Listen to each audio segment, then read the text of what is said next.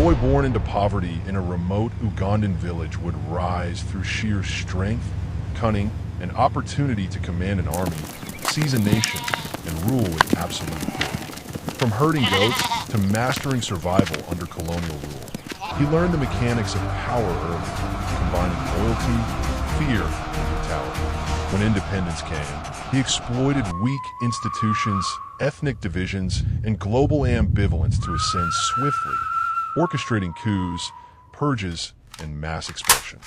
His reign reshaped a nation, leaving behind a legacy of terror, economic collapse, and fractured discipline communities. seems adequate, Colonel. Yet amid destruction, Adequate isn't good a enough, society Major. endured, They need work on the rebuilt, parade ground. and adapted, highlighting both the dangers of unchecked power and the resilience of those who survive it. In the small village of Kiboko, in northwestern Uganda near the borders of Sudan and Congo, a boy named Idi Amin Dada was born in 1925. The circumstances of his birth were humble and harsh. His mother, Asa Atta, was a Kakwa woman, surviving by selling vegetables in local markets, reading fortunes, and practicing traditional medicine. His father abandoned the family early, leaving Asa Atta to raise young Amin alone.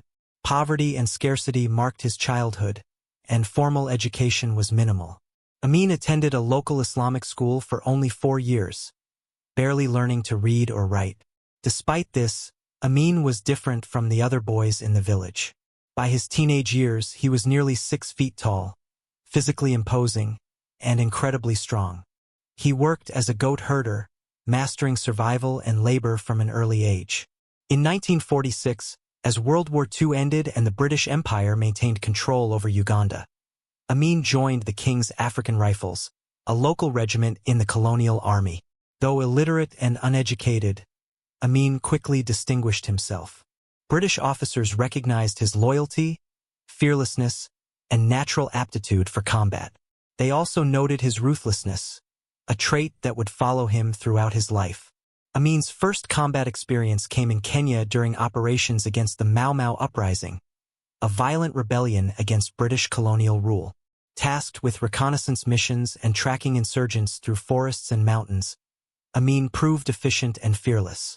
Villages were terrorized, prisoners were interrogated harshly, and he gained a reputation for uncompromising brutality.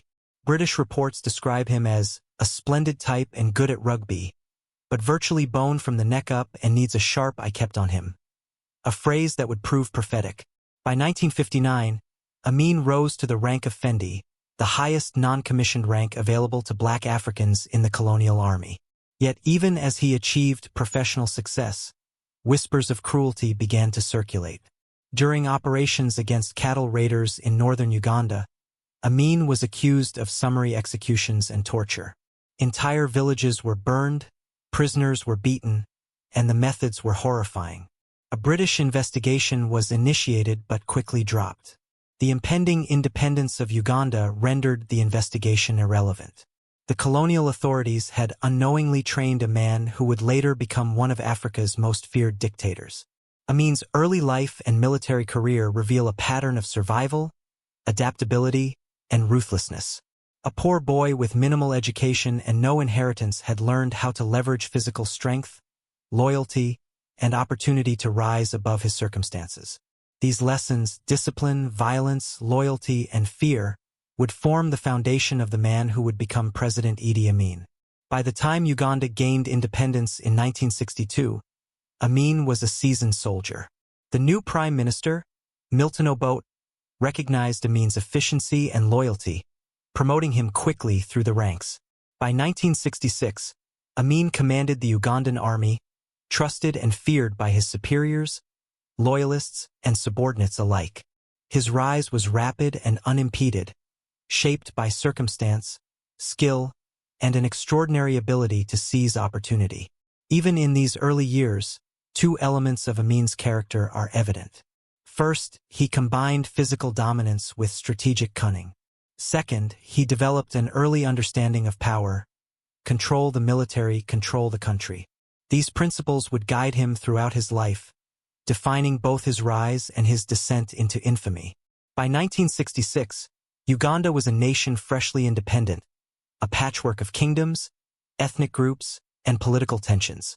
Milton Obote, the prime minister, was ambitious and idealistic, envisioning a modern Uganda free from tribal divisions. Yet the country was fragile. Traditional monarchies, such as the Kingdom of Uganda, wielded influence, and ethnic divisions simmered beneath the surface. Obote relied heavily on the army to maintain control, and at the heart of that army stood Idi Amin, his loyal and ruthless commander. Amin's rise within the military was remarkable. He had no formal military education beyond what the British taught him, yet his charisma, strength, and strategic thinking earned him absolute loyalty. Soldiers from his own ethnic group, the Kakwa, and the Muslim North viewed him as a leader worth following.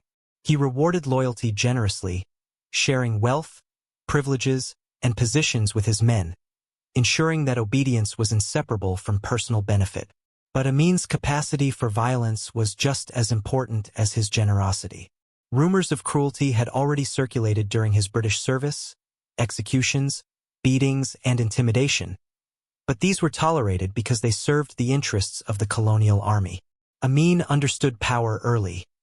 It was maintained through fear, discipline, and opportunistic ruthlessness. The pivotal moment came in May 1966.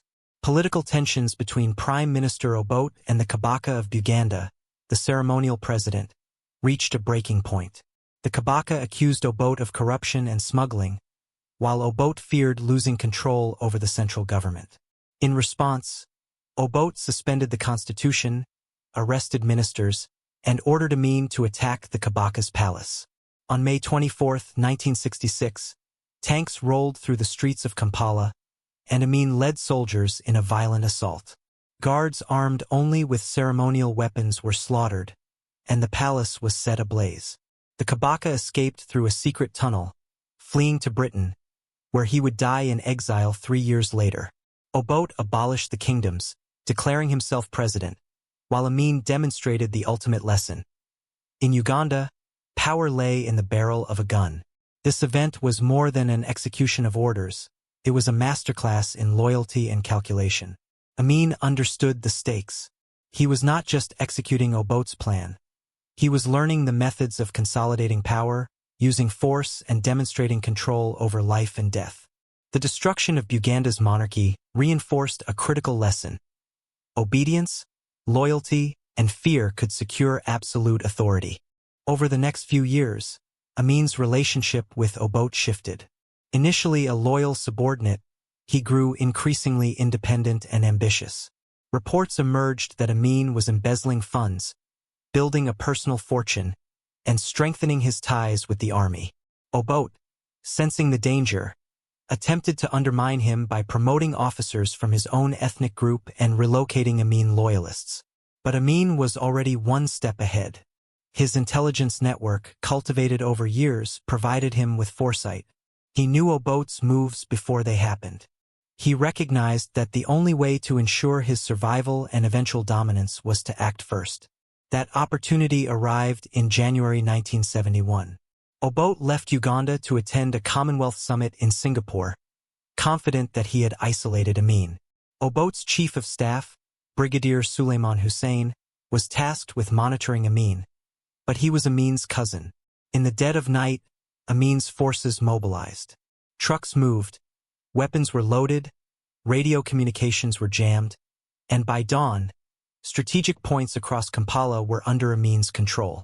Airports, radio stations, government buildings, and military installations fell with minimal resistance. Soldiers simply obeyed orders. By midday, Amin appeared on Radio Uganda, announcing he had seized power to prevent Obote from establishing a dictatorship. He promised elections, an end to corruption, and a return to democracy. Crowds erupted in celebration. Streets filled with dancing, cheering citizens, and students waving in joy. To the world, Amin appeared as a liberator, a charismatic military hero, the man who restored order and opportunity. Britain congratulated him, Israel approved of his military discipline, and the United States saw him as a preferable alternative to Obote's socialist tendencies. Yet beneath the jubilation, a darker reality was unfolding. Within weeks, Amin's regime began its purges. Soldiers loyal to Obote disappeared. Officers from the Langi and Akoli ethnic groups were arrested under suspicion of plotting countercoups. Hundreds were executed, often in military barracks or dumped into the Nile. Over the first 6 months, estimates suggest 5,000 to 10,000 soldiers were killed. These were only the beginning of the terror. Obote's former ministers, civil servants, and political opponents were systematically hunted down. Some fled to neighboring Tanzania, others were never seen again. Amin's rise to power was now inseparable from the fear and brutality that would define his reign. This chapter of Amin's life reveals the duality that would define him. Charm and terror, joviality and ruthlessness, spectacle and violence. On the surface, he appeared affable, laughing at public events, playing the accordion, swimming in the Nile, and entertaining visitors. Yet behind closed doors, terror reigned. The State Research Bureau, the security apparatus Amin created, became synonymous with fear. Its methods, beatings, torture, even forcing victims to commit atrocities against each other, instilled a climate of absolute control. By consolidating power in this way, Amin demonstrated a critical understanding of both politics and human psychology. Loyalty was earned through reward, fear, and visibility. Disobedience was punished with death. His carefully orchestrated combination of generosity and cruelty ensured that the military, the backbone of his rule, was fully under his command. The lesson of these early years was clear. In Uganda, survival and dominance were inseparable from violence and strategy. By 1972, Idi Amin was no longer just a military leader or president. He had begun to transform himself into a figure of almost mythical power. The initial thrill of his coup had subsided, replaced by the daily challenges of governing a nation already strained by years of instability. The Ugandan economy teetered, ethnic tensions simmered, and political opponents lingered like shadows waiting for an opportunity. Amin, however, approached governance as he had the military, with absolute authority, unpredictability, and theatrical flair. Amin's consolidation of power relied on a dual strategy of fear and spectacle. Publicly, he maintained the image of a jovial, larger-than-life figure. Foreign journalists were charmed by his charisma. He laughed easily, played the accordion at state events, and swam in the Nile, showing a mix of athletic prowess and showmanship. Yet behind the scenes, Amin's regime was establishing a systematic reign of terror. The State Research Bureau, officially Uganda's intelligence agency, was effectively a death squad. Its methods were gruesome. Torture, beatings with iron bars, electric shocks, and even forcing victims to commit atrocities against others. Entire families could vanish overnight. Anyone suspected of opposition, whether soldiers, civil servants, journalists, or ordinary citizens, became a potential target. In August 1972, Amin escalated his rule into a dramatic and economically catastrophic act: the expulsion of Uganda's Asian community.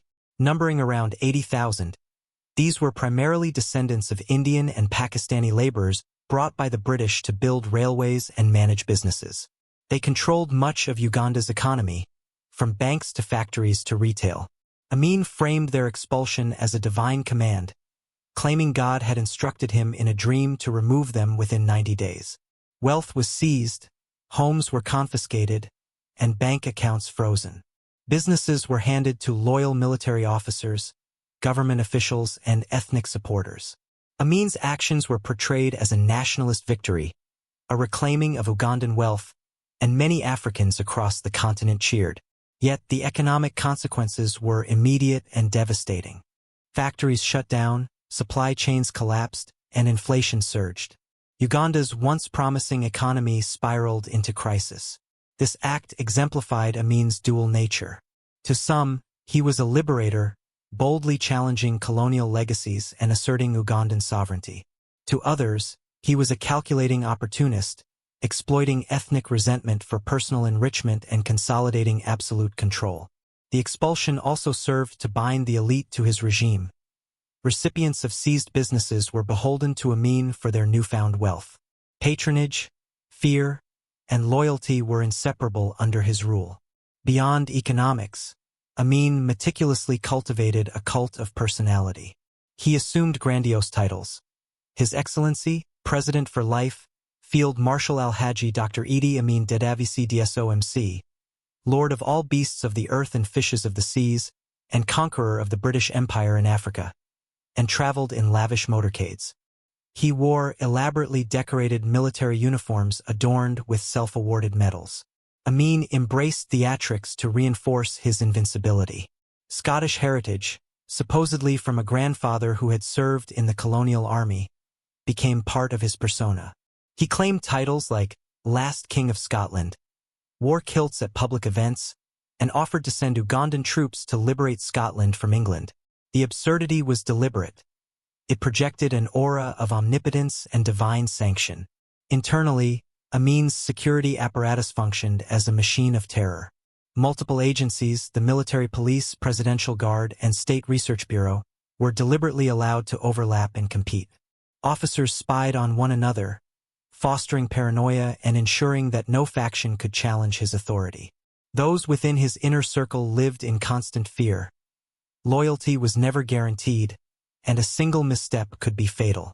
Archbishop Janani Luwum, head of Uganda's Anglican Church, became a stark example. Luwum publicly condemned the killings, calling for justice. In 1977, after a meeting with Amin, the government reported his death in a car accident. Witnesses, however, noted gunshots, and his body showed evidence of execution. Amin's message was clear. No one, not even revered religious figures, was safe. Amin's foreign policy further highlighted his unpredictability. Initially, he maintained relationships with Israel, receiving military training and aid. Yet in 1973, following the Yom Kippur War, he abruptly expelled Israeli advisors, aligning himself with Libya's Muammar Gaddafi and Palestinian liberation organizations. He openly praised Hitler, attempting to position himself as a global anti-imperialist figure. This combination of theatrics, ideology, and opportunism made him a paradoxical actor on the world stage. At once a dangerous radical, a nationalist, and a figure of mockery to outsiders. The Entebbe hijacking in 1976 epitomized Amin's approach to global crises. When Palestinian and German terrorists diverted an Air France plane to Uganda, Amin offered support and welcomed the hijackers. He visited hostages, ensuring they would remain unharmed, and presented himself as a mediator. The world watched as negotiations dragged on, culminating in a daring Israeli commando raid on July 4th. The operation, executed with precision, humiliated Amin. Israeli forces landed, killed the hijackers, and rescued the hostages in under an hour. The raid exposed weaknesses in Uganda's military and dealt a blow to Amin's image, demonstrating that despite his terror-driven domestic power, his forces were vulnerable on the international stage. In retaliation, Amin ordered the execution of a remaining hostage, further cementing his reputation for unpredictable cruelty. By the late 1970s, Amin's domestic rule was marked by economic collapse and deepening paranoia. Hyperinflation destroyed Uganda's currency. Basic goods disappeared. Hospitals ran out of medicine. Schools closed. Corruption pervaded every level of government. Amin attempted grandiose projects, a car factory, an airline, weapons industry, but none materialized. His behavior became increasingly erratic. Wild speeches, bizarre international claims, and fantastical visions of military and political conquests. The purges intensified, targeting anyone who could pose a threat, including ministers, military officers, and close associates. Women in his inner circle, including some of his wives, died under mysterious circumstances, reinforcing the atmosphere of terror. Despite the horror, some Ugandans genuinely supported Amin. Many in the Muslim North and within his ethnic group viewed him as a nationalist hero, someone who expelled foreign exploiters and asserted Uganda's sovereignty. This support, while limited, gave Amin a semblance of legitimacy and complicated historical narratives. Power, loyalty, and fear intertwined to sustain his regime. By October 1978, Idi Amin had ruled Uganda for over 7 years, and the cracks in his regime were becoming impossible to ignore. While his public persona remained flamboyant and theatrical, joking with journalists, playing music, and celebrating his own grandiose titles. The reality on the ground was starkly different. Uganda's economy was collapsing, infrastructure was failing, and the social fabric was torn apart by years of terror and purges. Inflation had skyrocketed, schools were shuttered, hospitals were emptying, and essential goods were scarce. Communities lived in constant fear, unsure who might vanish next, while soldiers and security personnel enforced Amin's brutal will with ruthless efficiency. Amin, ever the opportunist, sought to divert attention from domestic failures by creating a foreign conflict. In October 1978, Ugandan troops crossed into the Kagera salient, a small but strategically significant strip of land along the border with Tanzania. The invasion was partially motivated by historical grievances. President Julius Nyerere of Tanzania had provided asylum to Ugandan exiles, including supporters of the overthrown Milton Obote. But Amin also needed a distraction, a way to unite his fractured population behind a common enemy, deflecting attention from the economic collapse and his increasingly erratic leadership. The invasion, however, would prove to be a grave miscalculation. Nyerere responded swiftly and decisively. Tanzania's military, disciplined and well-organized, mobilized quickly. Unlike Uganda, Tanzania had functional supply lines, competent officers, and a cohesive command structure. Nyerere framed the conflict not as a border dispute but as a defense against tyranny, appealing to African solidarity and international norms. The Tanzanian strategy was meticulous. They allowed Amin's forces to overextend themselves, then launched a counteroffensive with support from Ugandan exiles, former Obote loyalists, and experienced commanders who knew Amin's army intimately. The Ugandan military, hollowed out by years of purges and corruption, crumbled under the Tanzanian assault. Many of Amin's most competent officers had been executed or exiled. Those remaining were either loyal to a fault or terrified of the consequences of failure. Weapons were poorly maintained, supplies were inconsistent, and communication lines broke down.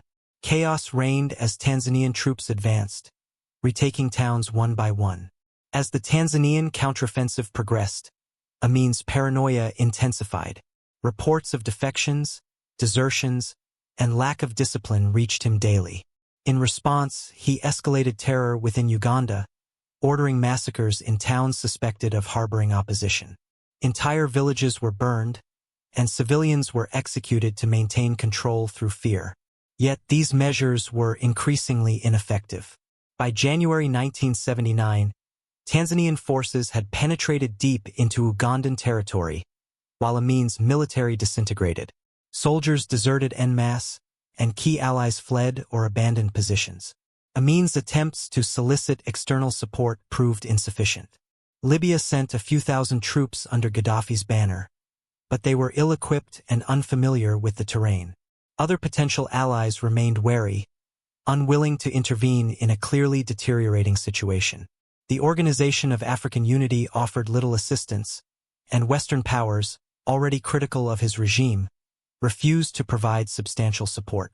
Amin, isolated and desperate, faced the undeniable reality. His reign was collapsing.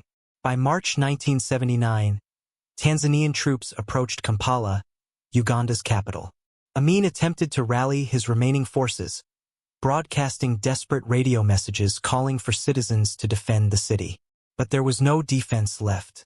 His soldiers had either fled or lacked the capacity to resist the advancing Tanzanian army. Government buildings were abandoned, the State Research Bureau headquarters was deserted, and Kampala itself was nearly empty as civilians cautiously emerged from hiding. On April 11, 1979, Tanzanian forces entered Kampala, encountering minimal resistance. Amin had fled northward, traveling with a small convoy of loyalists, taking whatever wealth he could carry: gold, cash, and jewelry. Reports vary on whether he took family members with him, but what is certain is that he left Uganda in complete disarray. The regime he had built through terror, patronage, and paranoia had collapsed in less than 8 years, leaving a nation scarred and fractured. Amin initially sought refuge in Sudan, but the government there quickly deemed him a liability. After a few months, they asked him to leave. He then moved to Libya, where Muammar Gaddafi offered temporary asylum but made clear that Amin could not engage in political activity. Finally, in 1980, Amin settled in Jeddah, Saudi Arabia, where he would live quietly for the next 23 years. In exile, he had access to a villa, a stipend, and basic comfort, but he was closely monitored and largely isolated from global politics. While Amin survived in exile, Uganda faced the arduous task of reconstruction. Mass graves were discovered across the country, documenting the scope of atrocities committed during his reign. Families struggled to come to terms with the loss of loved ones, and the social and economic consequences of his policies lingered for decades. The Second Obote regime, beginning in 1980, also contributed to instability, but it marked the start of a gradual recovery. When Yoweri Museveni assumed power in 1986, Uganda began a long process of rebuilding institutions, infrastructure, and governance systems, though the psychological scars of Amin's terror persisted across generations.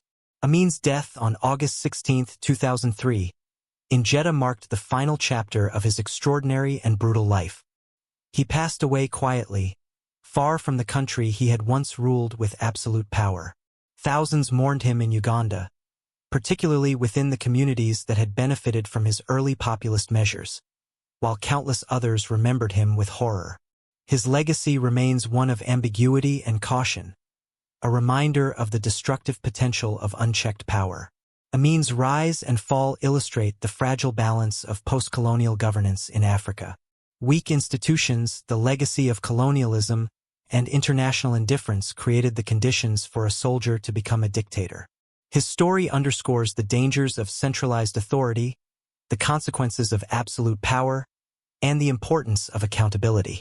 Beyond the statistics, the human toll of his regime, the thousands executed, tortured, or displaced, serves as a stark warning for future generations. As Idi Amin consolidated power in Uganda, the international community struggled to understand the man who had risen from obscurity to absolute authority. On the surface, Amin presented himself as a flamboyant, larger-than-life figure. A former soldier turned dictator, a jester and a king rolled into one. He wore elaborate military uniforms adorned with medals he had awarded himself, danced at state functions, and played the accordion for visiting dignitaries. Yet beneath this public theater lay a regime defined by terror, arbitrary killings, and economic collapse.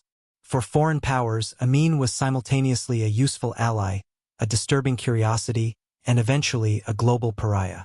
In the early years of his presidency, Western nations and African governments alike greeted Amin's coup in January 1971 with cautious optimism.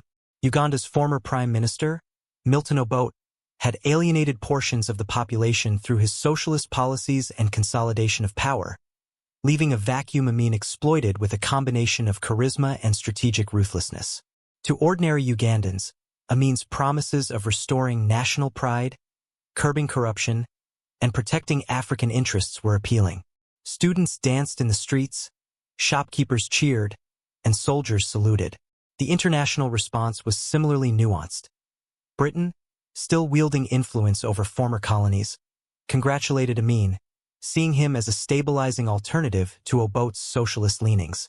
Israel, eager to build alliances in East Africa, provided military training to Uganda's armed forces. Even the United States, wary of socialist influence during the Cold War, quietly approved of Amin's rise. Yet as Amin's consolidation continued, cracks in his alliances began to appear. While some foreign governments were initially impressed by his decisiveness and control, they soon discovered the cost of that control. Reports of arbitrary executions, disappearances, and extreme human rights abuses began to surface.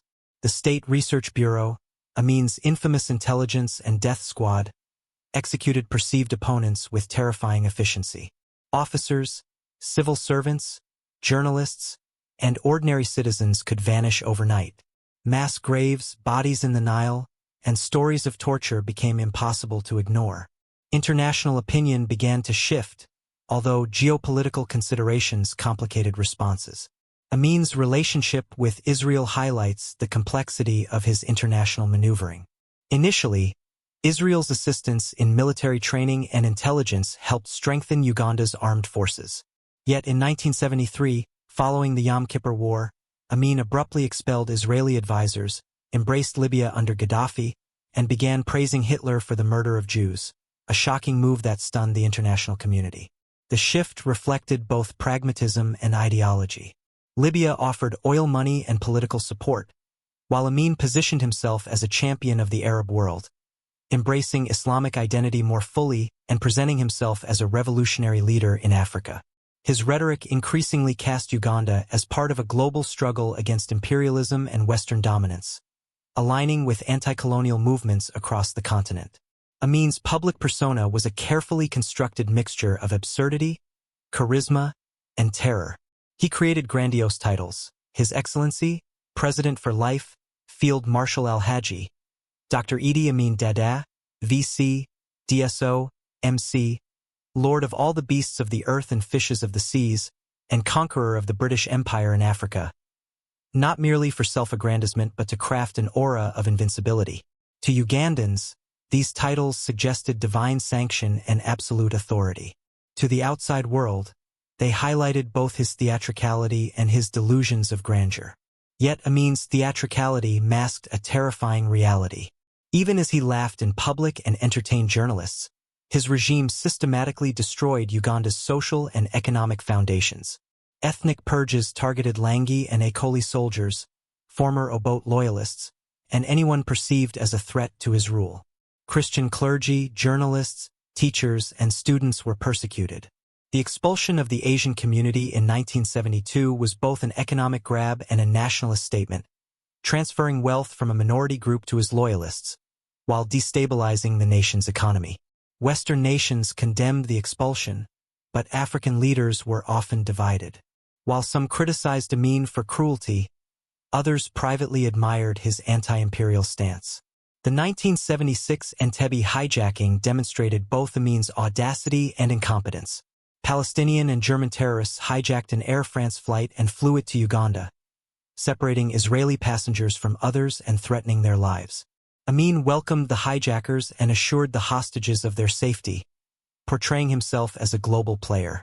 Yet Israeli commandos executed a daring raid, rescuing the hostages in less than an hour. Amin's forces were exposed as incapable, his military humiliated, and his international reputation suffered. In retaliation, he murdered Dora Bloch, a 75-year-old hostage left behind during the rescue. This pattern, grandiose displays of power coupled with catastrophic miscalculations, would define his rule. Amin's support within Africa was paradoxical. To many African leaders and citizens, he was a symbol of defiance against former colonial powers. His expulsion of Asians was widely celebrated in some quarters as reclaiming African economic sovereignty. His confrontational stance toward Britain and Israel resonated with anti-imperial sentiments across the continent. Yet the human cost in Uganda, the tens of thousands killed, the economy destroyed, the social fabric shredded, tempered any admiration. Amin's Africa-wide reputation combined fear, respect, and incredulity. By 1977, Uganda's economy was in freefall. Hyperinflation made the shilling nearly worthless. Factories, once thriving under Asian ownership, collapsed. Basic goods vanished from shelves, and corruption reached unprecedented levels. Amin attempted to address shortages by printing more money and distributing wealth to loyalists, but these measures only deepened economic chaos. Military officers, tribal leaders, and government officials were bought off, creating a patronage system that sustained loyalty but drained resources. Despite these failures, Amin's public persona remained untouched. He performed music, played sports, and hosted journalists with joviality, reinforcing the cognitive dissonance between his image and reality. International observers were left with a bewildering picture. A man both dangerous and unpredictable, capable of mass murder and absurd public theatrics, simultaneously defiant against colonial powers and a domestic tyrant. Cold War dynamics complicated intervention. Both the United States and the Soviet Union, prioritizing influence over human rights, often ignored or downplayed atrocities if Amin aligned with their interests. African neighbors, too, had to navigate diplomatic complexities, balancing condemnation with caution to avoid destabilizing regional politics. Amin's paradoxical relationship with the world underscores a broader truth. Dictatorships often thrive not only through domestic terror, but also through exploiting international ambivalence. His ability to maintain loyalty within his military, manipulate foreign powers, and cultivate a cult of personality at home allowed him to sustain 8 years of brutal rule. Yet, as international tolerance waned and his military faced competent opposition from Tanzania in 1978 to 1979, the limits of his strategy became evident. By late 1978, Idi Amin's rule in Uganda was approaching a tipping point. 8 years of terror, purges, and economic mismanagement had left the nation fragile. Hyperinflation had rendered the Ugandan shilling nearly worthless, factories were shuttered, and basic goods were scarce. The infrastructure of the country was crumbling, and skilled professionals, doctors, teachers, engineers had fled. Yet despite these glaring weaknesses, Amin continued to project the image of invincibility. He surrounded himself with loyalists, awarded himself extravagant titles, and maintained a public persona of confidence, athleticism, and humor. But cracks in his authority were widening, and a miscalculation would soon trigger the beginning of the end. Amin's fatal error began with a border dispute in November 1978. Seeking both distraction from Uganda's collapsing economy and a pretext for military glory, he ordered Ugandan troops to cross into Tanzania, occupying the Kagera salient, a small triangular piece of land along the northern border. Amin justified the invasion as a defensive measure, claiming that Tanzanian forces had threatened Ugandan sovereignty.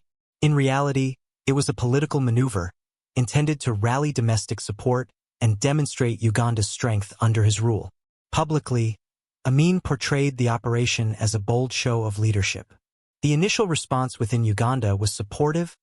Citizens, long accustomed to Amin's larger-than-life persona, cheered for what seemed like a patriotic campaign. President Julius Nyerere of Tanzania, however, responded with measured decisiveness. Unlike Uganda, Tanzania had a disciplined army, functioning government institutions, and a respected international reputation. Nyerere immediately framed the conflict not as a minor border dispute but as a struggle against tyranny. He rallied domestic and international support, presenting the invasion as an affront to both Tanzanian sovereignty and regional stability. This framing would prove crucial, as Amin's gamble to distract his population instead drew international condemnation and exposed the weaknesses of his military. Uganda's armed forces, hollowed out by years of purges and corruption, were ill-prepared for sustained conflict. Amin's most competent officers had either been killed, exiled, or sidelined. Many soldiers were terrified conscripts or unquestioning loyalists, poorly trained and poorly equipped. As Tanzanian forces counterattacked, Ugandan troops began to crumble. Supply lines were non-existent, communications failed, and morale plummeted. Amin's reliance on personal loyalty and fear, which had sustained his rule domestically, was insufficient to withstand a coordinated foreign military campaign. The Tanzanian counteroffensive was systematic. Town after town fell, with Tanzanian forces moving steadily northward. Ugandan resistance, once formidable on paper, collapsed under the weight of superior strategy and discipline. Amin's attempts to rally his troops with speeches, propaganda broadcasts, and threats had little effect. By January 1979, the Tanzanian army, supported by Ugandan exiles opposed to Amin's regime, had crossed back into Ugandan territory. As the Tanzanian advance continued, Amin's paranoia intensified. Orders became increasingly erratic, punishments harsher, and purges more frequent. Suspected traitors were executed without warning. Entire units of soldiers were massacred to prevent defection. Civilians in towns suspected of harboring rebels faced indiscriminate violence, and villages were burned to the ground. Yet despite this, Amin remained publicly jovial, entertaining foreign journalists and performing absurd public stunts. The dissonance between his public persona and private brutality grew ever more pronounced. Amin's international isolation deepened. Libya sent a few thousand poorly equipped troops, but they were unfamiliar with Uganda's terrain and offered minimal assistance. Other supposed allies provided rhetoric or token support but no substantial intervention. The Organization of African Unity and Western powers condemned the invasion and the ensuing violence, but no meaningful military assistance arrived. Amin was, in effect, abandoned by the world. By March 1979, Tanzanian forces were advancing on Kampala, the Ugandan capital. Amin's once feared presidential guard had melted away, and the State Research Bureau, his instrument of terror, was abandoned. Government officials, recognizing the inevitability of defeat, fled or defected. Amin made desperate broadcasts over Radio Uganda, calling on citizens to defend the capital, but the calls went largely unheeded. The Ugandan military, stripped of competence and loyalty, could not respond effectively. On April 11, 1979, Tanzanian troops entered Kampala with minimal resistance. The city, once under the grip of terror, erupted in cautious celebration. Survivors emerged from hiding, the streets filled with people eager to witness the collapse of the regime that had ruled through fear. Amin had fled north with a convoy carrying whatever wealth he could salvage, including cash, gold, jewelry, and possibly several of his wives and children.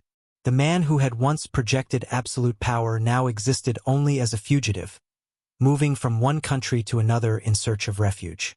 Initially, Amin found temporary shelter in Sudan, but even there, he was considered a political liability. Sudan requested that he leave quietly, unwilling to risk regional instability. He traveled next to Libya, where Gaddafi provided limited assistance, and finally settled in Jeddah, Saudi Arabia in 1980. In Saudi Arabia, Amin lived comfortably but under strict supervision, unable to engage in political activities or make public statements.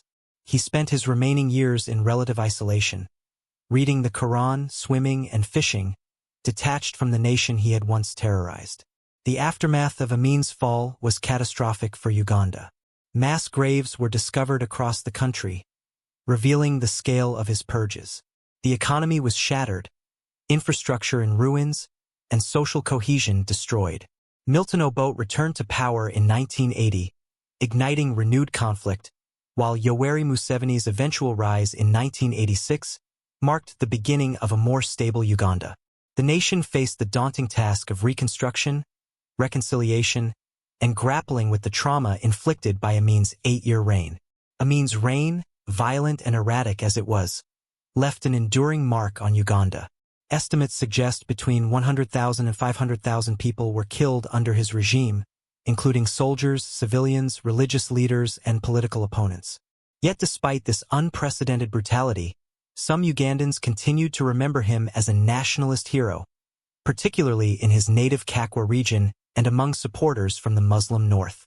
These conflicting narratives underscore the complex legacy of a man who combined charisma, ruthlessness, and delusion in equal measure. After fleeing Uganda in April 1979, Idi Amin entered a world very different from the one he had dominated. Once feared across Africa and celebrated as a larger-than-life figure by some, Amin was now a fugitive, stripped of real power, dependent on the fragile hospitality of foreign governments. His first stop was Sudan, where he received temporary refuge. Sudanese officials tolerated him only briefly. They recognized that hosting a former dictator notorious for terror could destabilize their own fragile political equilibrium.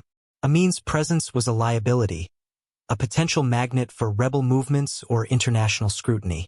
Quietly, the Sudanese asked him to leave, and Amin complied, demonstrating for the first time in years a degree of humility or pragmatism that was rare in his public persona. Next, Amin traveled to Libya, welcomed by Muammar Gaddafi, who saw him as a fellow revolutionary and a symbol of anti-Western defiance. Libya provided limited assistance, housing, a stipend, and political cover. But even Gaddafi recognized the limitations of Amin's utility. The flamboyant former president had no real power outside Uganda, and his influence was symbolic at best. He was tolerated, not celebrated. After a short period in Libya, Amin eventually relocated to Jeddah, Saudi Arabia, where he would spend the next 23 years under careful observation by the Saudi government. Here, he lived in a villa in the Al Ruwa district, far from the halls of power he had once commanded. In Saudi Arabia, Amin's life was surprisingly mundane, a stark contrast to the terror and excess he had presided over in Uganda. He spent his days swimming, fishing, and reading the Quran. He maintained some contact with his family but was largely isolated. Deprived of the apparatus of state, the adoration of loyalists, and the fear he had commanded, Amin became a shadow of himself. Reports from visitors during this period describe a man both reflective and delusional, a former dictator attempting to reconcile the legend he had constructed with the stark reality of impotence. Yet, even in exile, Amin remained obsessed with Uganda. He followed news obsessively, especially regarding political developments and the fates of his former rivals.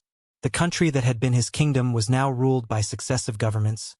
Obote briefly returned to power in 1980, and then Yoweri Museveni from 1986 onward. Amin was frustrated by his inability to reassert influence, repeatedly announcing intentions to return, only to be firmly rebuffed by Ugandan authorities. The risk of arrest and trial for crimes against humanity prevented any meaningful reintegration. Meanwhile, Uganda itself struggled to heal. The nation that Amin had terrorized faced a monumental task: rebuilding an economy shattered by hyperinflation, recovering social structures fractured by mass killings, and addressing the psychological trauma inflicted on its population.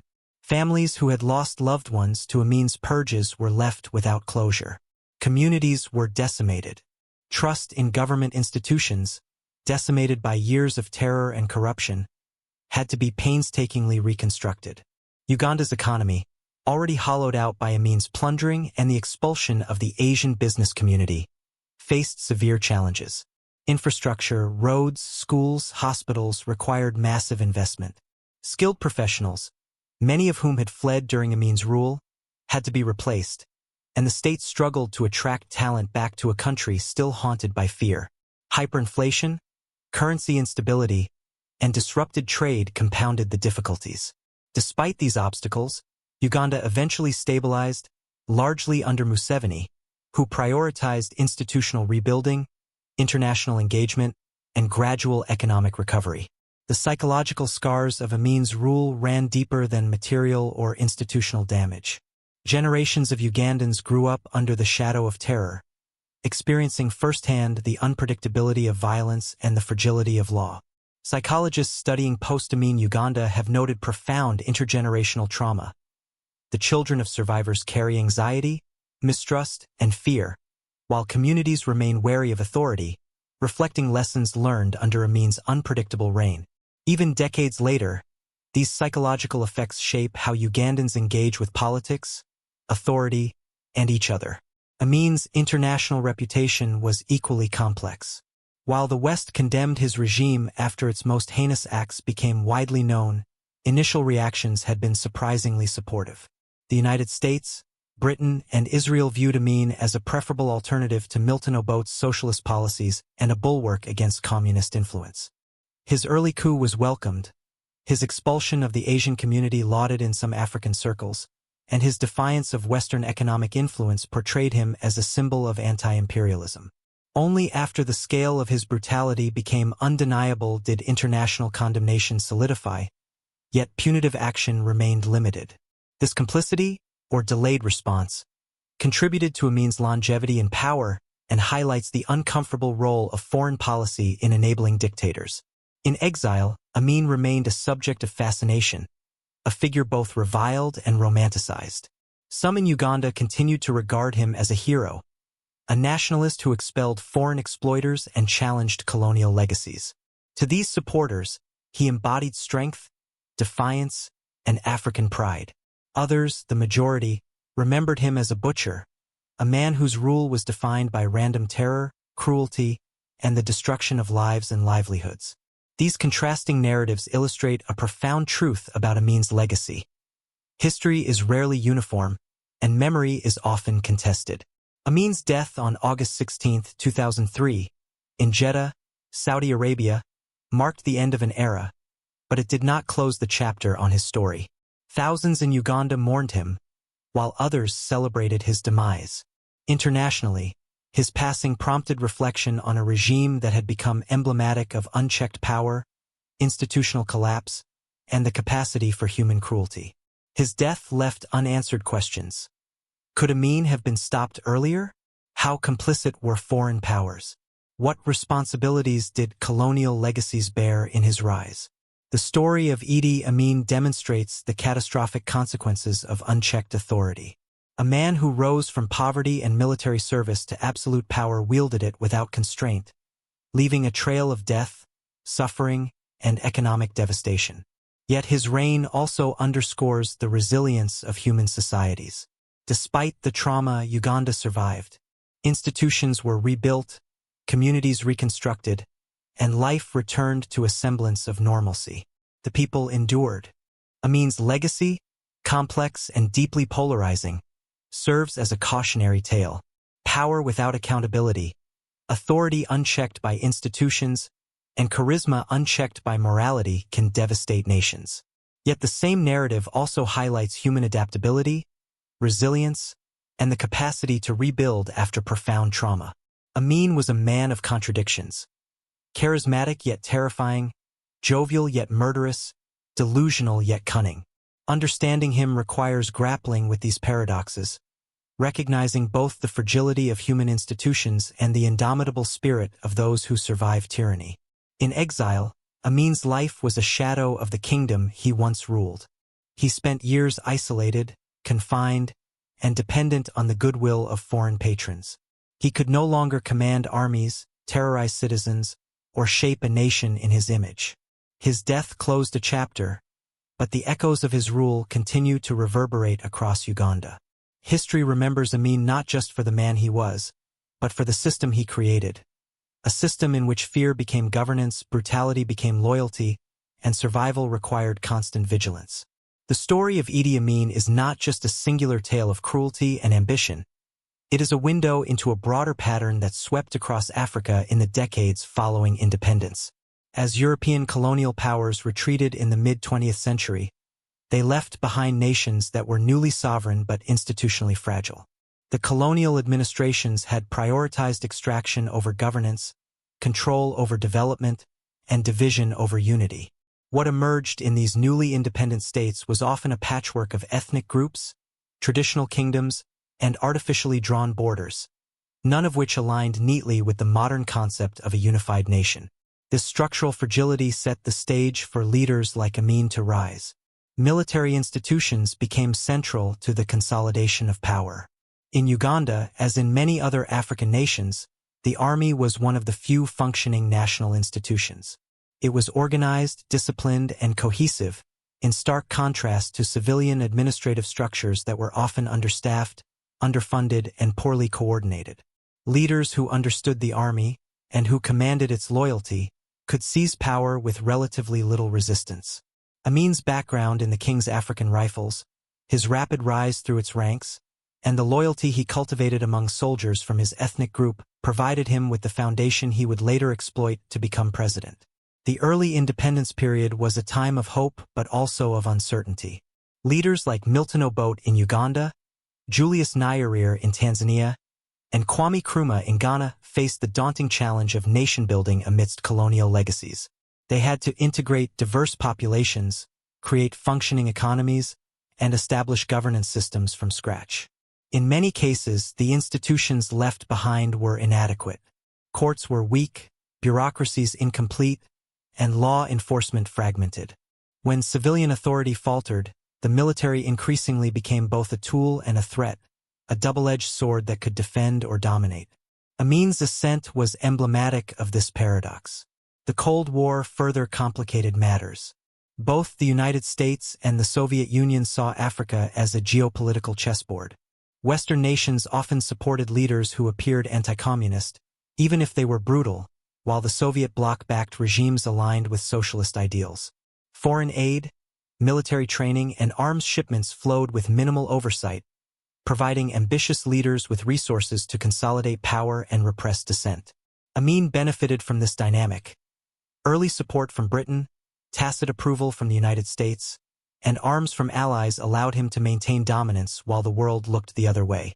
Ethnicity also became a tool of political manipulation. Uganda was home to dozens of ethnic groups, each with its own historical grievances and loyalties. Amin skillfully exploited these divisions.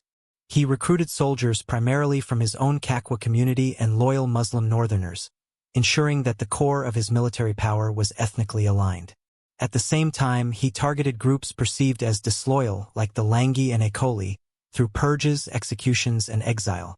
This pattern of using ethnicity to consolidate control was tragically common in post-colonial Africa.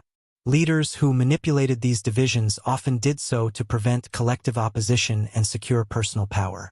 Economic vulnerability amplified the stakes. Many African nations inherited economies that were extractive, monocultural, and dependent on foreign trade. Uganda, for example, relied heavily on cash crops like coffee, but wealth and infrastructure were concentrated in minority communities, such as the Asian business class.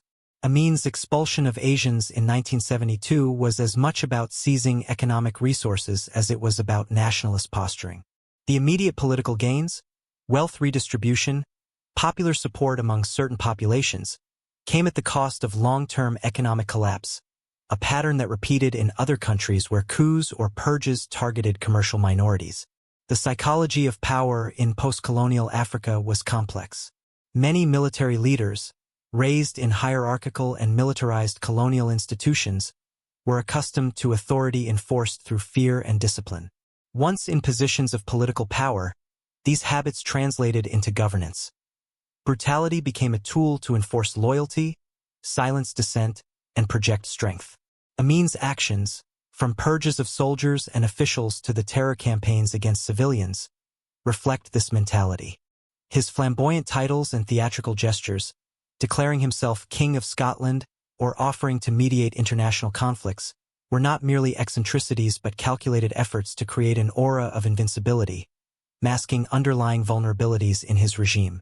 It is crucial to understand that Amin was not unique. Across the continent, from Mobutu Sese Seko in Zaire to Mengistu Haile Mariam in Ethiopia, similar patterns emerged. Charismatic military leaders exploited institutional weaknesses, ethnic divisions, and Cold War politics to consolidate absolute power. These regimes often began with popular or pragmatic support, promising stability, prosperity, and national pride. Gradually, however, paranoia, personal ambition, and systemic corruption transformed them into authoritarian states characterized by violence, repression, and economic mismanagement.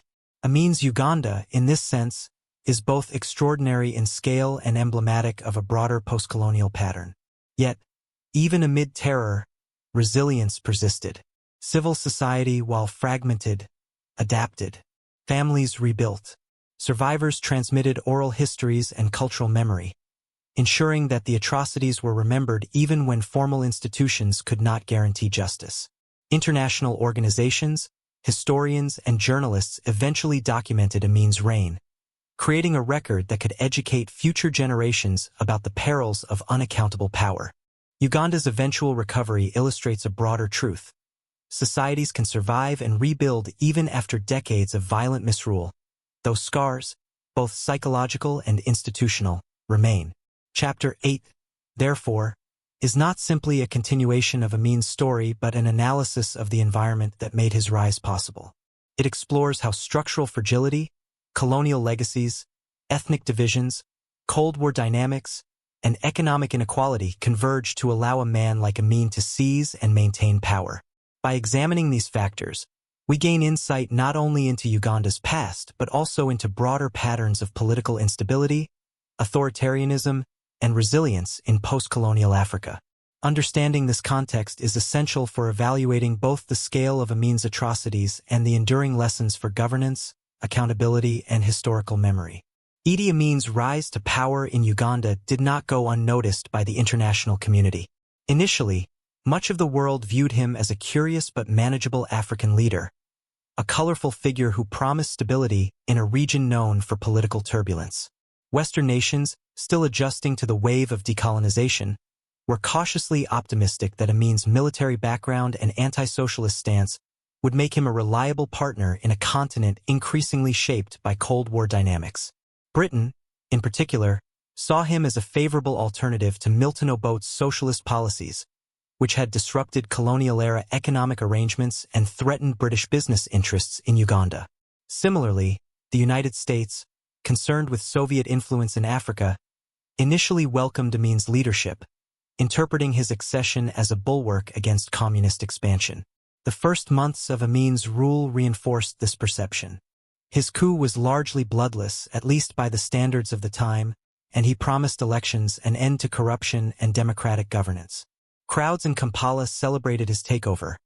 Students danced in the streets, businessmen opened champagne, and foreign diplomats cautiously extended congratulations. In this early phase, Amin presented himself as a reformer, someone capable of restoring order to a country that had experienced instability under Obote. International media, too, echoed this cautious optimism, often focusing on his charisma, athletic physique, and larger-than-life personality, rather than the early warning signs of brutality.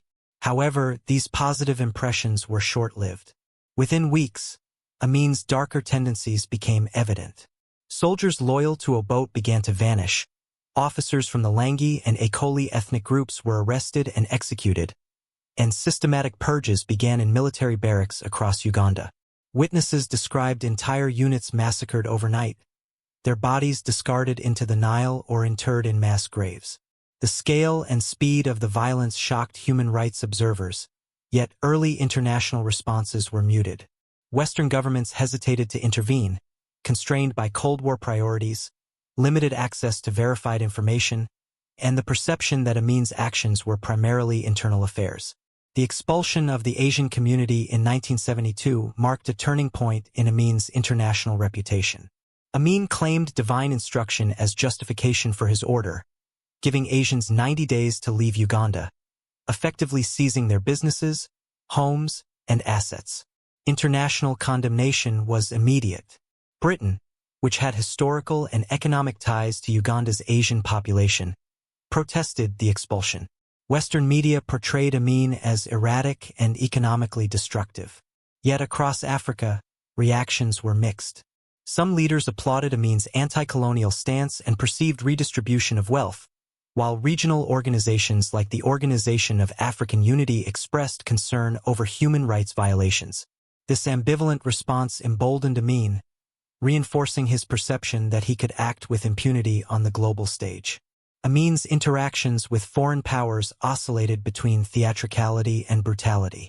He mocked Western diplomats, forcing British citizens to carry him on a throne, demanding loyalty oaths, and attending bizarre ceremonies. Yet he also craved recognition and legitimacy. His telegram to Queen Elizabeth offering aid for Britain's struggling population, his claims of Scottish ancestry, and his public declarations of titles like Field Marshal, King of Scotland, exemplify a leader who simultaneously sought to intimidate and impress. These gestures, while absurd, were rooted in a shrewd understanding of international optics. Amin knew that visibility, however controversial, reinforced his mystique. The 1976 Entebbe hijacking epitomized Amin's complicated international standing. Palestinian and German terrorists diverted an Air France plane to Uganda, demanding the release of prisoners in Israel. Amin welcomed the hijackers, providing logistical support and visiting hostages personally. For a week, the world watched as Uganda became the center of a geopolitical crisis. Israeli commandos launched a daring raid on July 4, 1976, rescuing hostages in a swift, decisive operation. Amin's forces were humiliated, his military competence publicly exposed, and his credibility as a global leader diminished.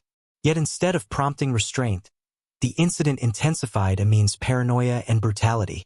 He ordered the murder of remaining hostages, including the elderly Dora Bloch, an act that symbolized his escalating cruelty in response to personal and national humiliation.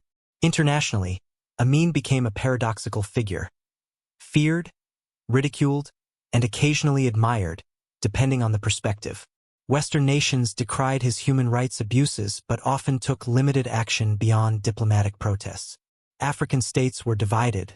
Some condemned him, others admired his defiance of Western influence. Middle Eastern nations, particularly Libya under Muammar Gaddafi, provided support, recognizing Amin as a fellow anti-imperialist revolutionary. The Cold War context created a world where strategic alliances often outweighed ethical considerations, allowing Amin's regime to survive despite mounting atrocities. Economically, Amin's policies further isolated Uganda. The expulsion of Asians destabilized the commercial infrastructure, driving inflation, collapsing supply chains, and depleting foreign reserves. Attempts to implement grandiose projects, a national airline, a car factory, or weapons industries, failed, exposing the disconnect between Amin's vision and practical governance. International aid became scarce as donor nations and organizations recognized the unsustainability of his economic policies. Yet Amin's charisma and theatrics continued to command attention, ensuring that he remained a figure of global fascination, even as his country descended into chaos. The international community's limited intervention highlights a critical lesson about state sovereignty and accountability. Amin exploited both internal weaknesses and external reluctance to interfere. His rule demonstrates how global attention can simultaneously empower and constrain authoritarian leaders. Diplomatic engagement, media coverage, and international aid all played roles in shaping his behavior, yet none effectively curtailed the violence or restored institutional integrity. By the late 1970s, Amin had transformed from a military dictator into a global symbol of unchecked power and chaos. Western caricatures depicted him as a buffoon, films dramatized his absurdities, and media outlets focused on the spectacle rather than the structural consequences of his rule. Yet beneath the surface, Uganda's social, economic, and political systems were in freefall, with widespread death, terror, and destruction. Amin's international persona, a mix of theatricality, anti-imperial bravado, and delusional grandeur, served to mask the devastating realities on the ground, complicating the world's ability to respond effectively. Underscores a critical understanding. The global response to dictatorship is rarely straightforward. Ideology, economic interests, and political calculations often temper moral outrage. Amin's case illustrates how international attention can be both a shield and a spotlight, allowing brutality to flourish while capturing the world's fascination. It also highlights the limits of external power in constraining internal violence, emphasizing that the survival of oppressive regimes often depends more on domestic control and structural vulnerabilities than on international condemnation. By late 1978, Idi Amin's Uganda was teetering on the edge of disaster. Years of paranoia, economic mismanagement, and systematic purges had hollowed out the country's institutions. Government officials, military officers, and civilians alike lived in fear, while the economy was collapsing under hyperinflation and the disruption caused by the expulsion of the Asian community. Despite the chaos at home, Amin remained consumed with grandiose ambitions, declaring war on neighboring Tanzania by invading the Kagera salient in October 1978. His motivations were partly personal pride, nationalist bravado, and distraction. He needed a foreign enemy to rally support and deflect attention from Uganda's failing economy. He imagined that a quick border incursion would boost his popularity and demonstrate Uganda's military strength. However, Tanzania's response was immediate and decisive. President Julius Nyerere framed the conflict not as a minor border dispute but as a moral and existential struggle against tyranny. Tanzania mobilized a disciplined army and secured the support of Ugandan exiles, including former Obote loyalists who had fled persecution during Amin's purges. Unlike Amin's regime, which was riddled with incompetent loyalists and decimated by decades of internal violence, Tanzania maintained functional military and governance structures, giving them a strategic advantage. Amin's forces, weakened by internal purges and poorly managed logistics, were unprepared for sustained combat. As Tanzanian troops advanced, Amin's regime responded with escalating brutality. His security apparatus, already notorious for terror, intensified mass executions, torture, and arbitrary arrests. Villages suspected of harboring rebels were burned, entire communities massacred, and the psychological climate of fear reached unprecedented levels. Even his closest military officers could not trust one another, creating chaos within his ranks. Yet, despite the terror, Tanzanian forces continued their advance, town by town, pushing Amin's military toward inevitable collapse. By January 1979, Tanzanian forces, reinforced by Ugandan exiles, had crossed back into Uganda, reclaiming territory and undermining Amin's authority. His once loyal soldiers began deserting en masse. Cabinet ministers fled. The State Research Bureau abandoned its posts, and Amin's elaborate propaganda apparatus began to crumble. His government, which had relied on fear and loyalty cultivated through patronage and violence, could no longer maintain control. The collapse of institutional order was swift, exposing the fragility of a system built entirely around the whims of a single individual. Amin's final days in power were marked by desperation and panic. He attempted to issue radio broadcasts, urging Ugandans to defend Kampala, but the calls went largely unheeded. Equipment failures, poor logistics, and widespread desertion left his forces ineffective. In a last attempt to secure support, Amin sought assistance from Libya, where Muammar Gaddafi sent a small contingent of troops. However, these forces were poorly equipped, unfamiliar with local terrain, and unable to stem the Tanzanian advance. Amin's isolation became absolute. Former allies abandoned him, and the international community refused to intervene decisively. On April 11, 1979, Tanzanian troops entered Kampala with surprisingly little resistance. Amin's presidential guard had effectively melted away, and the State Research Bureau headquarters stood abandoned. The capital, once a symbol of Amin's omnipotence and terror, fell silently into the hands of the advancing army. Citizens cautiously emerged from hiding, celebrating the end of 8 years of fear and oppression. But the question remained, where was Amin himself? Amin fled north with a small convoy of loyalists, carrying as much wealth as possible, gold, cash, jewelry, and in some accounts, members of his family. He crossed into Sudan, where the government offered temporary refuge. However, even there, Amin was a liability. Sudanese authorities quietly encouraged him to leave, and he eventually traveled to Libya, where Gaddafi received him as a fellow revolutionary but limited his political activity. By 1980, Amin settled in Jeddah, Saudi Arabia, living in relative comfort but under close observation. For the next 23 years, he would exist in exile, removed from power yet obsessively following news from Uganda. The fall of Amin revealed the structural consequences of his rule. Mass graves were discovered across Uganda, bearing testimony to the thousands who had been killed during his reign. The State Research Bureau, once a symbol of omnipresent terror, was open to the public, exposing torture chambers, discarded personal belongings, and the scope of human rights abuses. Rebuilding the nation required confronting not only the physical and economic devastation but also the psychological trauma that permeated every layer of Ugandan society. Uganda's political landscape remained unstable in the aftermath. Milton Obote returned to power in 1980, sparking renewed conflict and human rights abuses. Only with the ascension of Yoweri Museveni in 1986 did Uganda begin a sustained period of reconstruction. The economy recovered gradually, infrastructure was rebuilt, and a new generation emerged largely without personal memory of Amin's terror. Yet the intergenerational trauma persisted. Survivors passed on stories of fear, displacement, and loss, shaping the collective consciousness of the nation. Underscores the inevitability of Amin's downfall when a regime is built entirely on fear, personal loyalty, and violence rather than functional institutions. Despite his physical dominance, charisma, and strategic cunning, Amin could not sustain control when confronted with an organized military opposition and a populace exhausted by terror. His flight into exile illustrates a classic pattern in authoritarian regimes.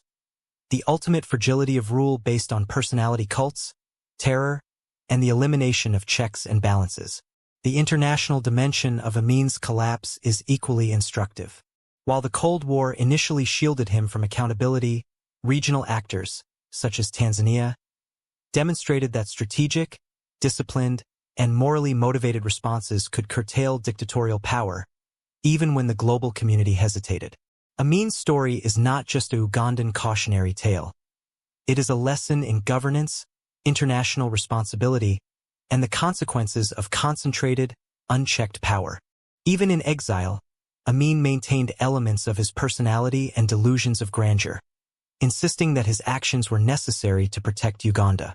This self-justification, combined with his inability to confront the consequences of his rule, underscores the psychological complexity of authoritarian leaders, who often perceive themselves as heroic while leaving a trail of devastation in their wake.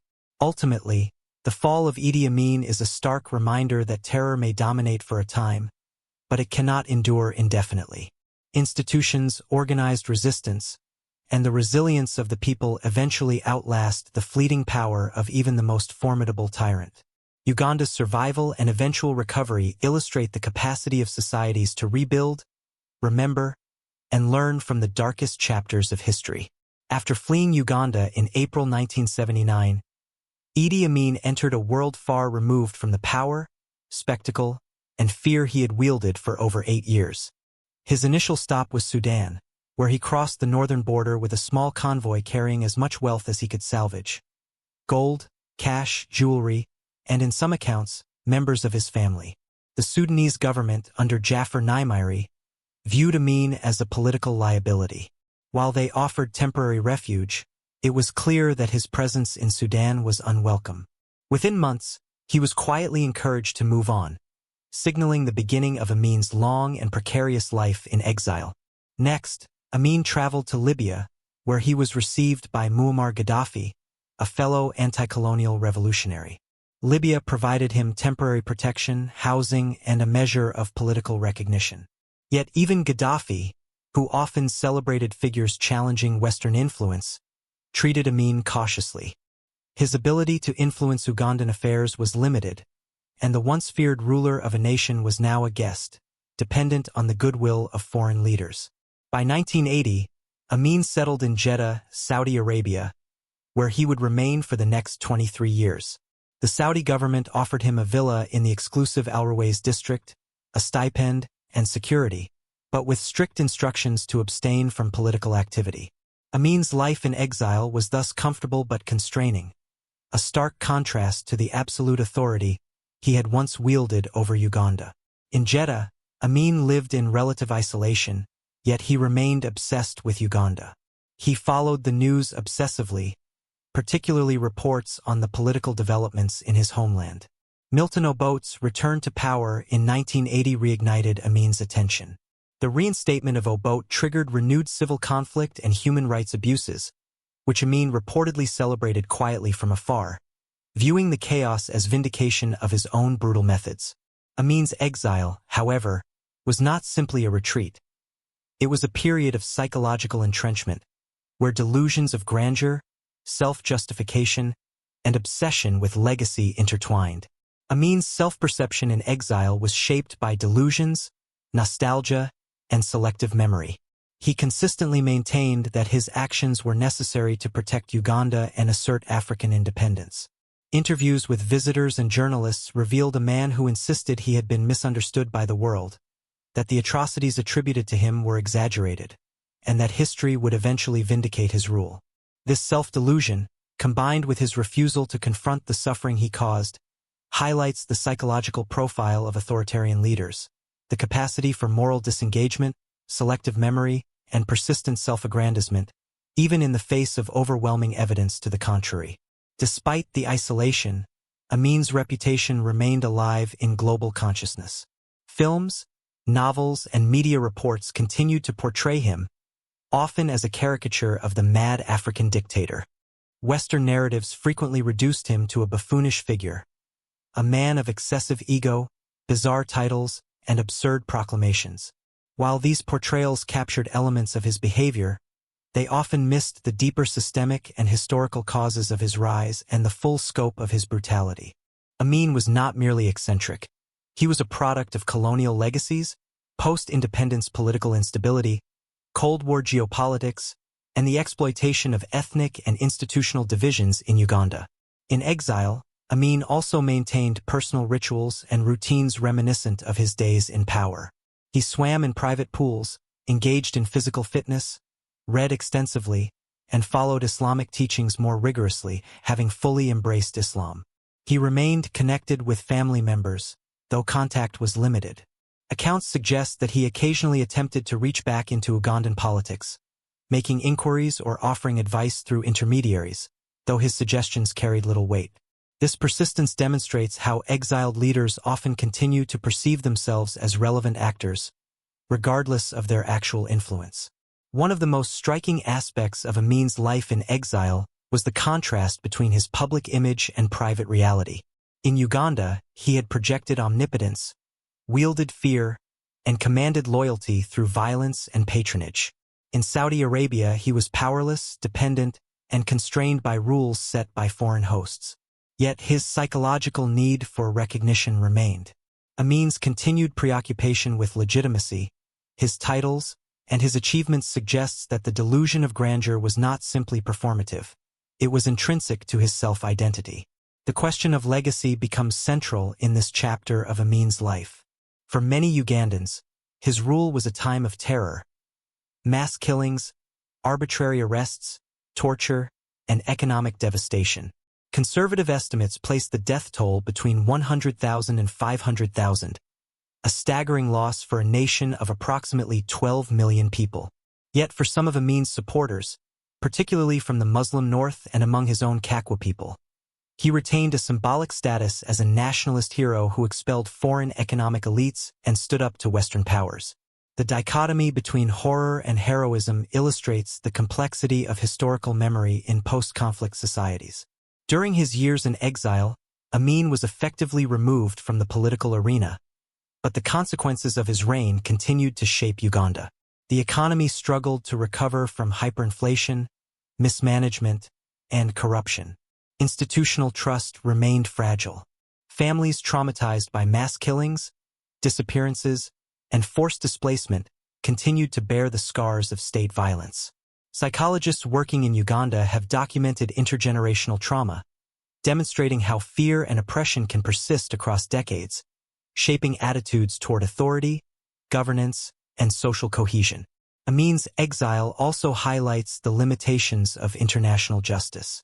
Unlike other notorious leaders of the 20th century, he was never held accountable for crimes against humanity.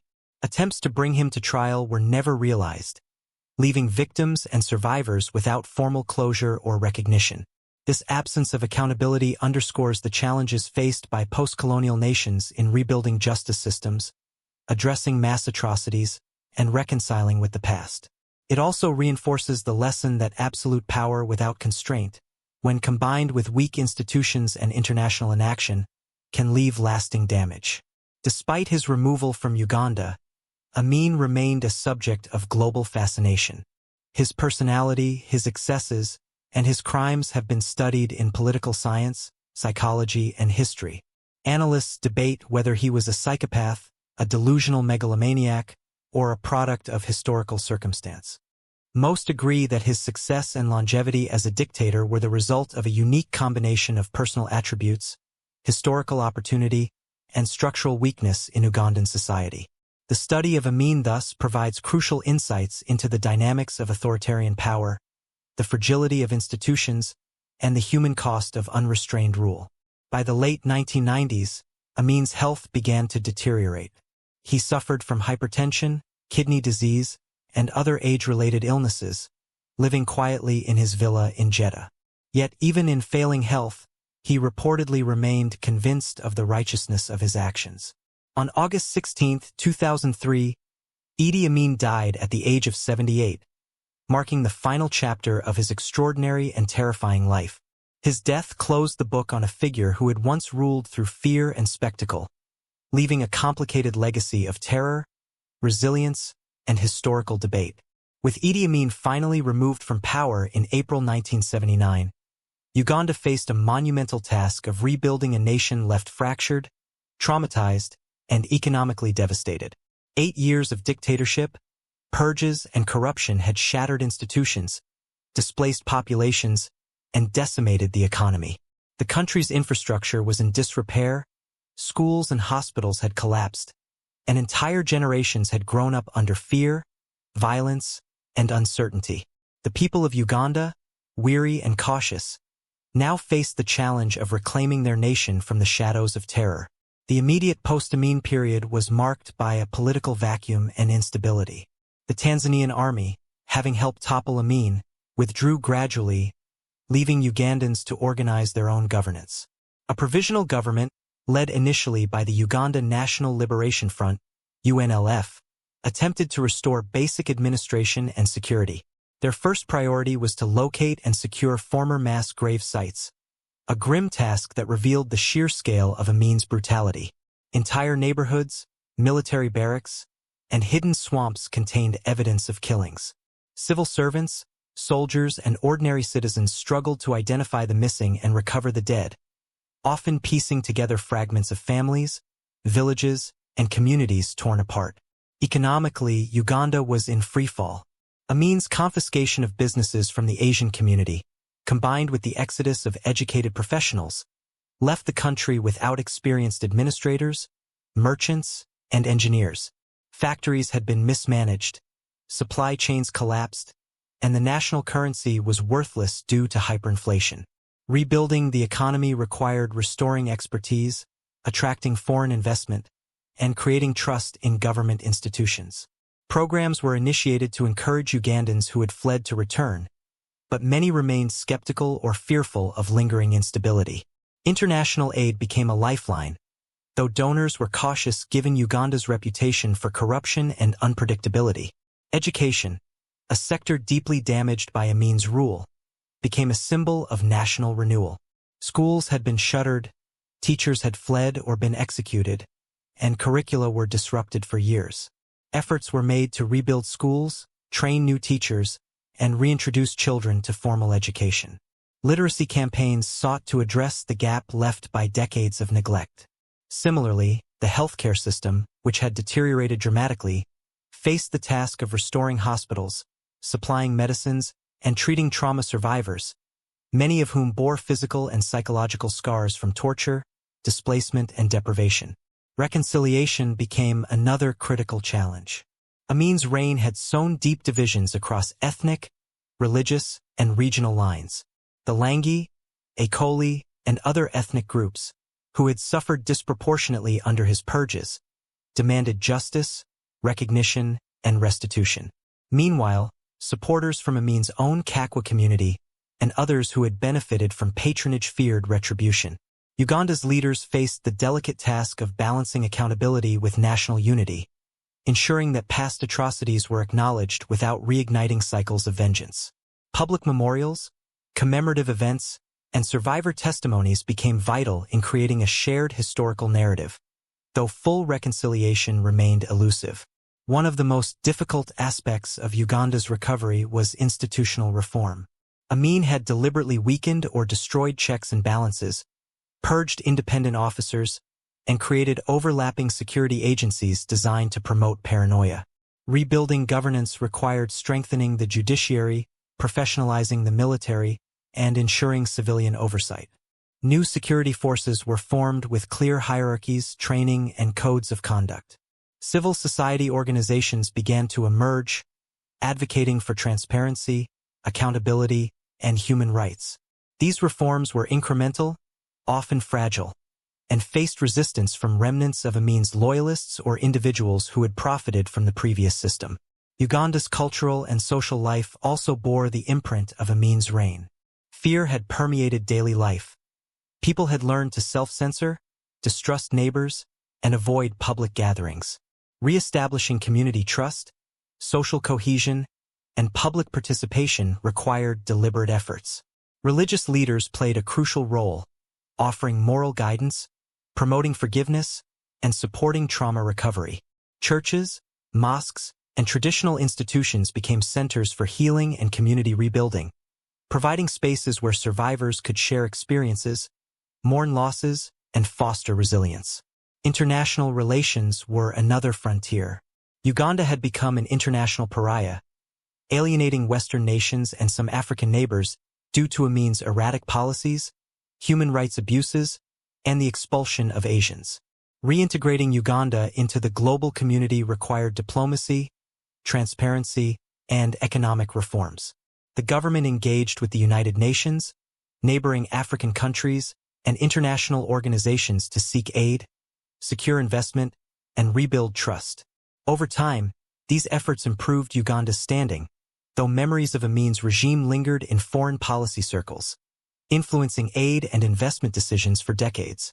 The psychological impact of Amin's rule was profound. Survivors of his purges, torture, and arbitrary killings suffered long-term trauma, manifesting in anxiety, distrust, and intergenerational fear. Psychologists and social workers emphasized the importance of trauma-informed policies, including counseling programs, support groups, and public education on coping mechanisms. The pervasive culture of fear had left lasting scars, influencing how Ugandans approached politics, community interactions, and social mobility. Recovery required not only material reconstruction but also emotional and psychological healing. Economically, Uganda slowly began to stabilize in the 1980s and 1990s.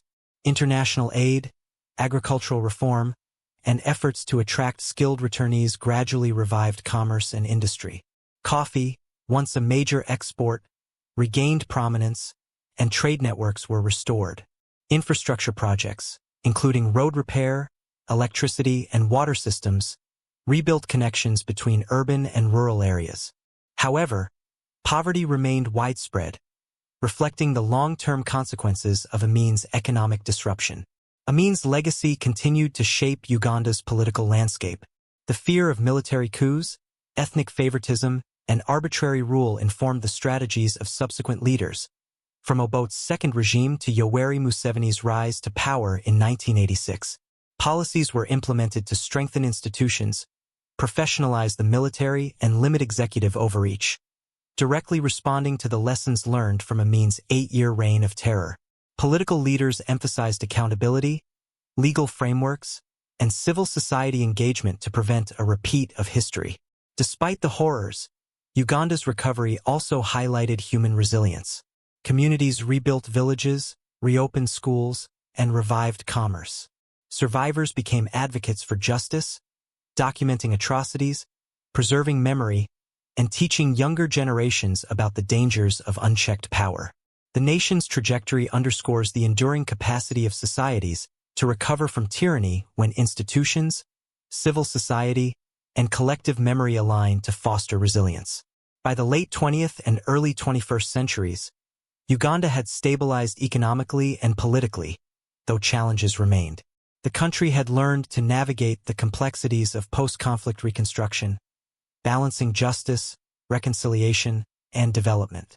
The story of Uganda after Amin is one of courage, resilience, and the human capacity to rebuild, a testament to the enduring spirit of a nation scarred by tyranny but determined to survive. Even decades after Idi Amin's fall, the shadow of his reign stretched across Uganda, shaping the country's social, political, and psychological landscape. Though Amin had been removed from power in 1979 and eventually died in exile in 2003, his actions left an indelible mark on every level of Ugandan society. Families who had lost loved ones struggled with grief and uncertainty.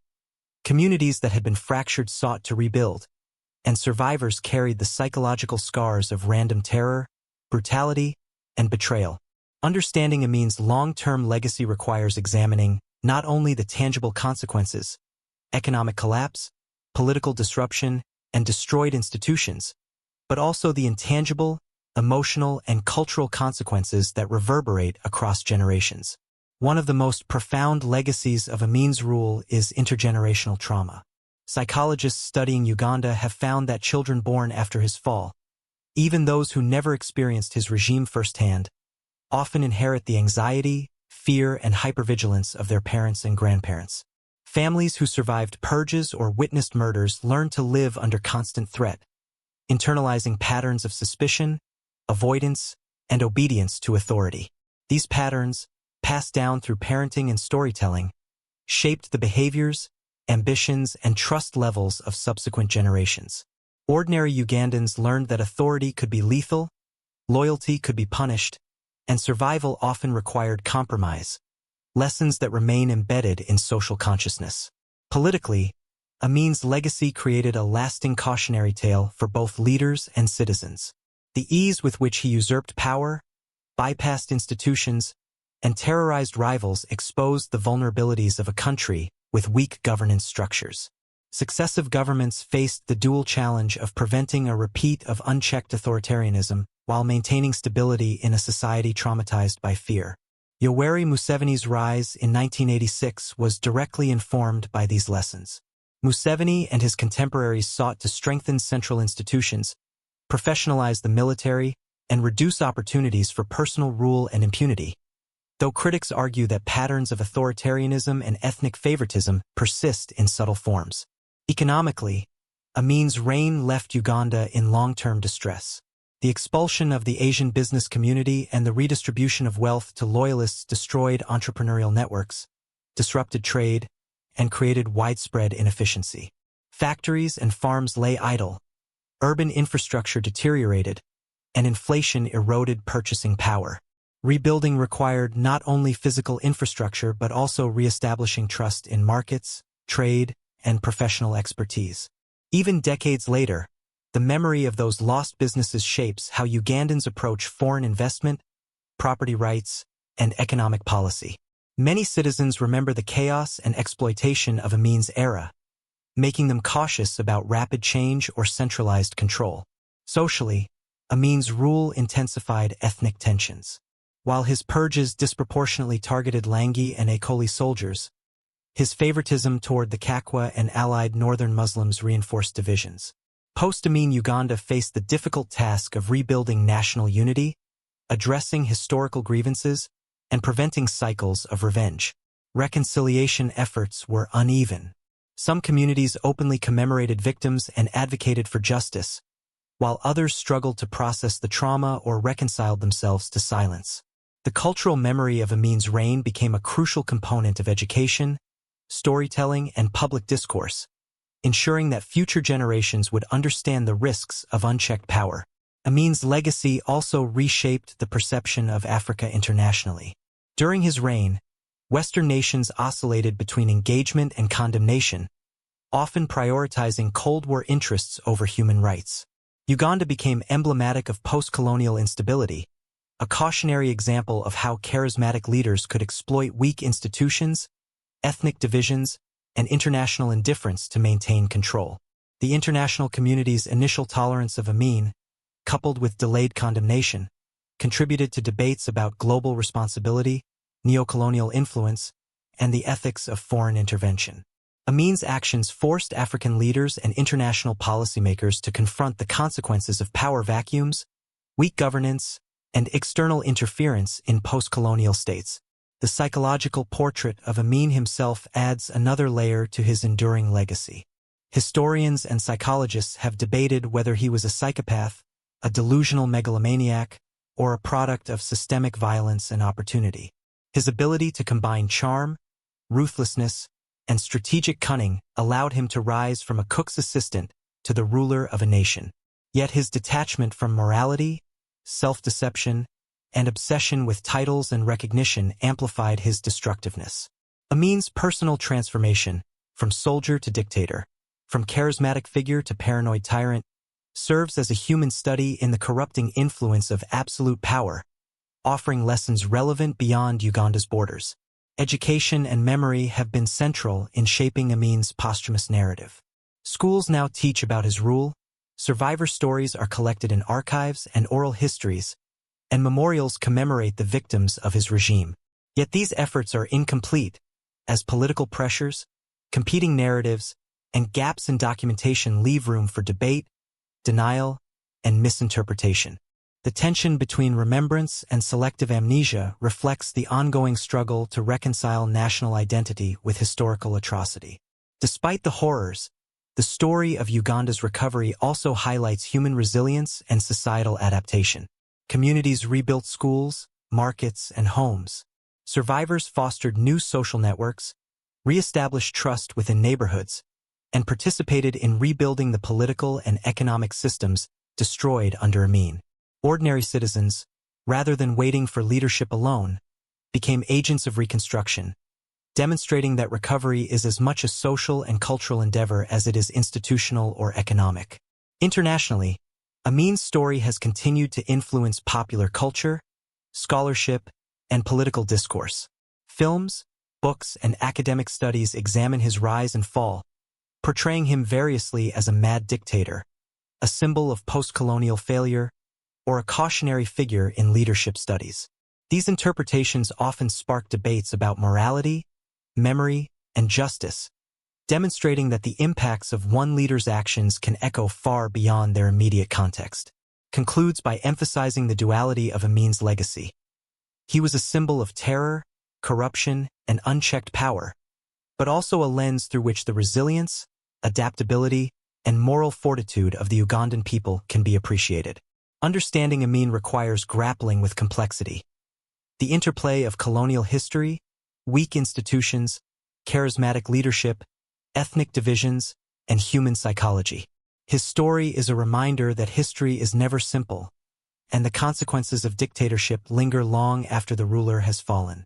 Uganda's experience serves as a cautionary tale for nations worldwide. Unchecked power, weak institutions, and societal divisions create fertile ground for tyranny. Conversely, the nation's recovery highlights that resilience, memory, and collective effort can overcome even the darkest chapters in history. The shadow of Amin may remain, but it illuminates the courage and determination of those who endured, rebuilt, and refused to let their nation's identity be defined solely by terror. History is rarely simple. It is a tapestry of triumph and tragedy, light and shadow, of the known and the forgotten. In this final chapter, we reflect on the lives of Yasuke, the African samurai in feudal Japan, and Idi Amin, the self-proclaimed king of Uganda. Both men challenged the boundaries of their time, defied expectations, and left legacies that continue to inspire debate, awe, and horror. Yasuke's story is one of transformation and opportunity. From enslaved servant to samurai, he navigated a society with rigid hierarchies, using intelligence, adaptability, and physical prowess to carve a space for himself among the warrior elite. Despite being a foreigner, he achieved recognition and responsibility few could imagine. His life illustrates that history is not only shaped by those born into power, but also by those who seize opportunity and rise through merit, courage, and resilience. Yet Yasuke's near erasure from history underscores the fragility of memory. For centuries, his existence was preserved only in obscure Jesuit texts and Japanese chronicles. It was modern scholarship and media that resurrected his story. This reminds us that countless remarkable lives may remain hidden, and that history often reflects the biases and priorities of those who record it. In stark contrast, Amin's story is one of power and its dangers. Rising from poverty to ruler of Uganda, he demonstrates the consequences of unchecked authority. His reign, marked by terror, illustrates how personal ambition, charisma, and brutality, combined with weak institutions, can devastate a nation. Amin shows that power without accountability can unleash extreme human suffering, leaving societal scars that endure for decades. The contrast between these two men highlights the duality of legacy. Yasuke represents human potential realized, a figure whose story inspires courage and resilience. Amin represents power misused, a cautionary tale of moral corruption and societal destruction. Both stories show that history is complex, filled with paradoxes, contradictions, and lessons to be learned. Both narratives reveal the importance of context. Yasuke rose because of a unique combination of Nobunaga's vision, societal upheaval, and his own skill. Amin thrived due to colonial legacies, Cold War politics, and post-independence institutional weaknesses. Individual talent mattered, but outcomes were shaped by surrounding structures. This emphasizes that opportunity and danger often emerge from circumstance as much as from personal ability. Fear and admiration play crucial roles in shaping societies. Yasuke inspired awe, while Amin wielded terror. Both illustrate how perception, whether admiration or fear, can shape loyalty, social mobility, and power dynamics. Yet, resilience, both personal and societal, is equally important. Yasuke survived slavery and displacement. Ugandans survived Amin's reign, rebuilt communities, and restored institutions despite immense suffering. Human resilience is a constant through time, across continents, and against all odds. The stories also highlight how history is remembered and interpreted. Yasuke's near forgetting and Amin's infamous fame raise questions about selective memory, cultural bias, and which narratives dominate public consciousness. Memory and history influence identity, morality, and political understanding, demonstrating that what is preserved often shapes the future as much as the past itself. These narratives challenge us to consider human nature, our capacity for courage, ambition, cruelty, and transformation. Yasuke embodies the possibilities of merit, adaptability, and courage. Amin embodies the dangers of unchecked ambition and moral blindness. Together, they offer a lens for understanding the interplay between character, circumstance, and society. Ultimately, history belongs not to rulers or tyrants but to those who endure and remember. Yasuke and Amin remind us that legacy is as much about those who survive as those who wield power. History is a mirror, reflecting human potential and human flaws alike. Yasuke shows the heights we can reach. Amin shows the depths we can descend. Their stories teach us that vigilance, accountability, and resilience are essential for societies to thrive.